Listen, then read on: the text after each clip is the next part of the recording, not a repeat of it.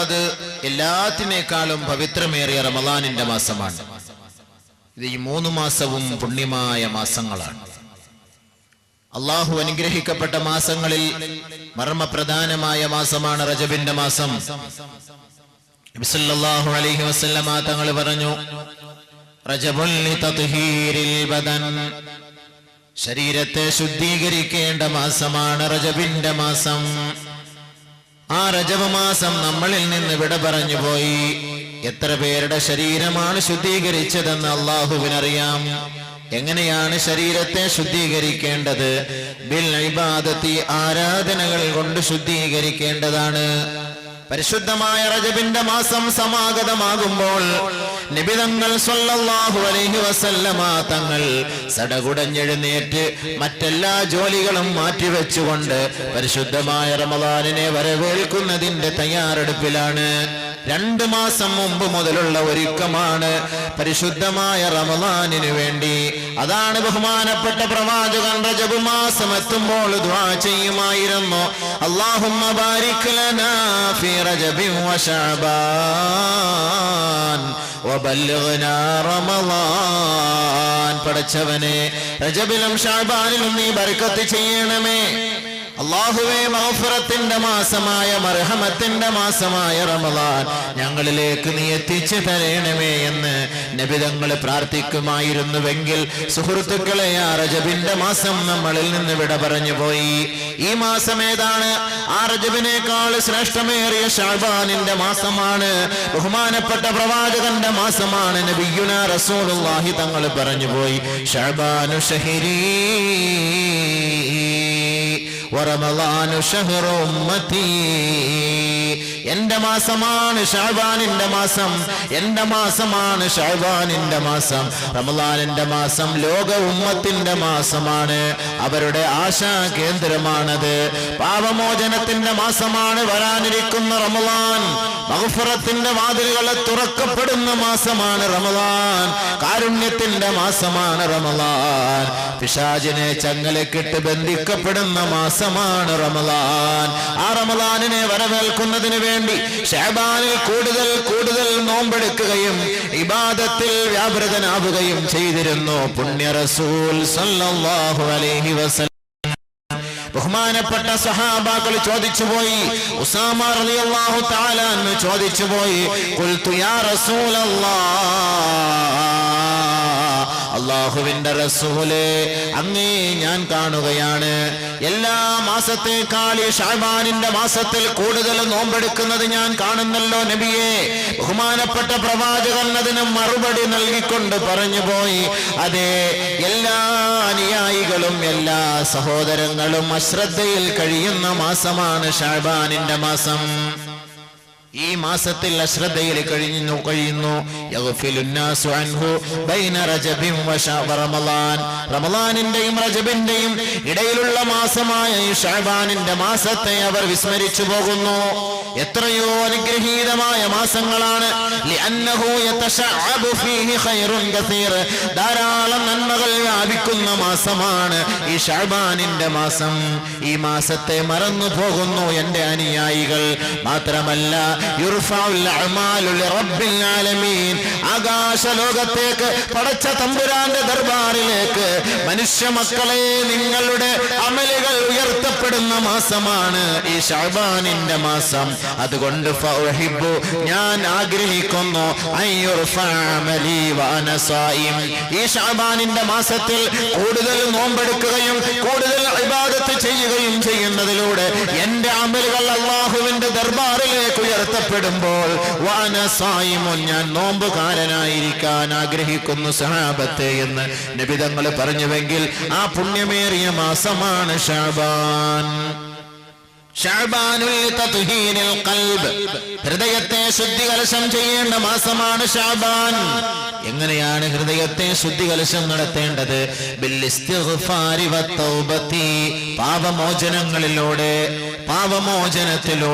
പശ്ചാത്താപത്തിലൂടെ കരഞ്ഞ് പടച്ച തമ്പുരാന്റെ ദർബാറിലേക്ക് കരങ്ങൾ ഉയർത്തിപ്പിടിച്ചുകൊണ്ട് നീറിയ ഹൃദയവുമായി, പൊട്ടിപ്പോയ ഹൃദയവുമായി പടച്ചവനോട് മഗ്ഫിറത്തിന് വേണ്ടി യാചിക്കേണ്ട മാസമാണ് ഈ ശഅബാനിന്റെ മാസം. അതുകൊണ്ട് സുഹൃത്തുക്കളെ, എന്താണ് ആ പശ്ചാത്താപം, എന്താണ് ആ ഇസ്തിഗ്ഫാർ, എന്താണ് പാപമോചനം, ഈ വിനീതൻ ഇൻഷാ അല്ലാഹ് നാളെ അതിനെക്കുറിച്ച് ചർച്ച ചെയ്യാം. അതുകൊണ്ട് ഈ മാസത്തെ നിങ്ങൾ അനുഗ്രഹീതമാക്കുക. ഈ മാസത്തെ നിങ്ങൾ അനുഗ്രഹിക്കേണ്ടത്, ഈ മാസത്തെ നിങ്ങൾ ആദരിക്കേണ്ടത് നിങ്ങളുടെ ഹൃദയത്തെ ശുദ്ധി വരുത്തിക്കൊണ്ടാണ്. ആത്മാവിനെ ശുദ്ധി കലശം ചെയ്യേണ്ട മാസമാണ് റമളാൻ. ആ റമളാനിനെ ശുദ്ധീകരിക്കേണ്ടത് ബിസ്സിയാം, നോമ്പ് പിടിച്ചുകൊണ്ടാണ്. പരിശുദ്ധമായ റമളാനിന്റെ രാപ്പകലുകളിൽ പരിപൂർണമായി സജീവമായി പള്ളിയിൽ പങ്കാളിത്തം വഹിച്ചുകൊണ്ട് ആ പരിശുദ്ധമായ റമളാനിനെ നീ ഇഷ്ടപ്പെടുകയും അനുഷ്ഠാന കർമ്മങ്ങളിൽ വ്യാപൃതനാവുകയും ചെയ്തുകൊണ്ട് നിന്റെ ആത്മാവിനെ നീ ശാന്തിയുള്ളതാക്കി മാറ്റുക. അങ്ങനെ ശാന്തിയുള്ള ആത്മാവിനാണ് പടച്ച തമ്പുരാന്റെ മുന്നിൽ സ്ഥാനമുള്ളത്. അതാണല്ലോ അല്ലാഹു തആല പറഞ്ഞത്, യാ أيتها النفس المطمئنة ارجعي إلى ربك راضية مرضية فادخلي في عبادي وادخلي جنتي. ശാന്തിയടഞ്ഞ ആത്മാവേ, സമാധാനം പൂണ്ട ആത്മാവേ, നീ ദുഃഖിക്കേണ്ട, നീ പ്രയാസപ്പെടേണ്ട കാര്യമില്ല.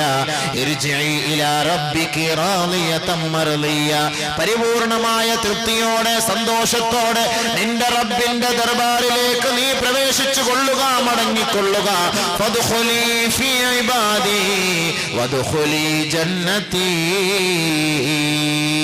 ഒരു പ്രയാസമില്ലാത്ത എന്റെ ഭവനത്തിൽ, ദുഃഖമില്ലാത്ത എന്റെ ഭവനത്തിൽ, അവിടെ ഒരു കലഹമില്ല, അവിടെ ഒരു മരണമില്ല, അവിടെ കൊടും ചൂടില്ല, അവിടെ കൊടുങ്കാറ്റില്ല, അവിടെ ആരെയും പേടിക്കേണ്ട, അവിടെ നീ അല്ലാഹുവിനെ അനുസരിക്കേണ്ട, നിന്നെ ആരെയും ദ്രോഹിക്കുകയുമില്ല, നീ ആരെയും ദ്രോഹിക്കുകയുമില്ല.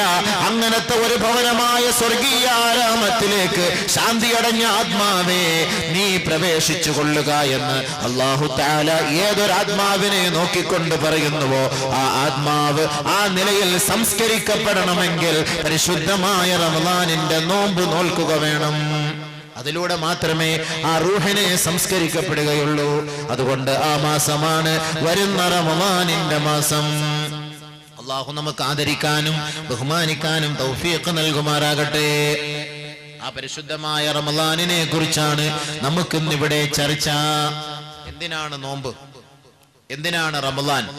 റമളാൻ എന്നൊക്കെ പറയുമ്പോ എല്ലാവരും റമളാനിന്റെ സമയമാകുമ്പോ ഒരു തിരക്കാണ് പള്ളിയിൽ. ഏത് നമസ്കാരമില്ലാത്ത ഒരു റമളാനിന്റെ സമയമാകുമ്പോ ഭയങ്കരമായ തയ്യാറെടുപ്പോട് പള്ളിയിൽ കാണും.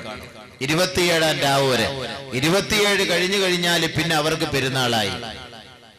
പിന്നെ ആലിമീങ്ങളൊന്നും ശവ്വാലിന്റെ മാസപ്പിറവി തീരുമാനിക്കണ്ട, ഇറച്ചിക്കച്ചവടക്കാരെ തീരുമാനിച്ച് വെട്ടാൻ തുടങ്ങും. അത് അവിടെ കണ്ടു പിറ, ഇവിടെ കണ്ടു പിറ, പരിപാടി അങ്ങ് കബൂലാക്കാൻ തുടങ്ങും.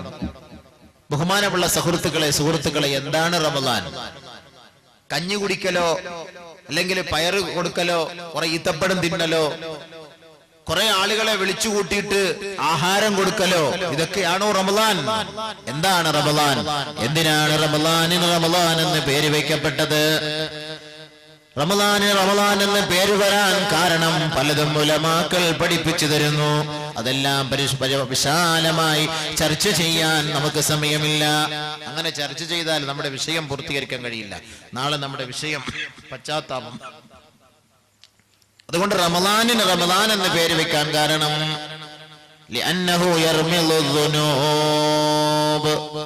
പാവങ്ങൾ കൊഴിച്ചു കളയുന്ന മാസമാണ് റമളാൻ, കരിച്ചു കളയുന്ന മാസമാണ് റമളാൻ.